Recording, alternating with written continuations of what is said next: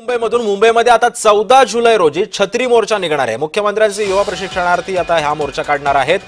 निवडणुकीपूर्वी प्रशिक्षणार्थी म्हणून राज्यातल्या 1.25 लाख प्रशिक्षणार्थींना तत्कालीन सरकारने प्रशिक्षणार्थी म्हणून सेवेमध्ये घेतलेलं होतं।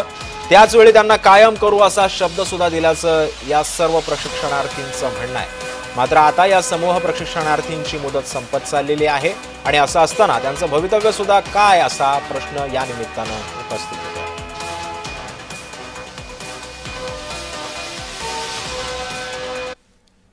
प्रशिक्षणार्थी एकत्र आलेले आहेत।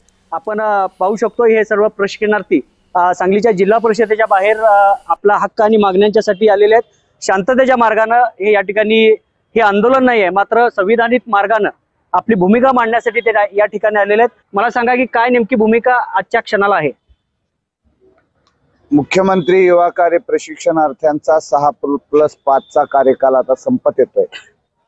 या सगळ्या प्रशिक्षणार्थ्यांना 11 महिन्यानंतर पुढे काय हा प्रश्न भेडसावतोय आणि मुख्यमंत्री महोदयांनी विधानसभेमध्ये सांगितलंय की आता आम्ही 5 महिन्याचा कार्यकाल आम्ही तुम्हाला वाढवून दिलाय, आता पुन्हा आमच्याकडे कायम करा म्हणून येऊ नका।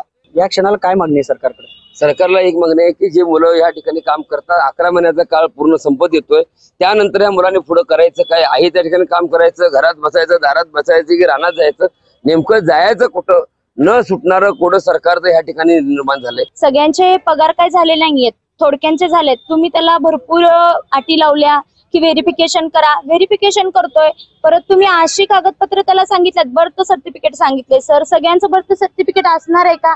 काही काही मुलं असे आहेत अडाणी आई वडील असल्यावर बर्थ सर्टिफिकेट नसणार, त्याच्यासाठी तुम्ही आमचे 4-4 महिने पगार लांबवलेत। यांच्यावरच उपासमारीची वेळ येणार आहे, यांच्यावरच बेरोजगारीची वेळ येणार आहे। त्यामुळे मुख्यमंत्र्यांनी आता दिलेला शब्द पाळावा आणि या कर्मचाऱ्यांना, या युवा प्रशिक्षणार्थींना आहे त्या ठिकाणी कायम करावं अशी मागणी आता जोर धरत आहे।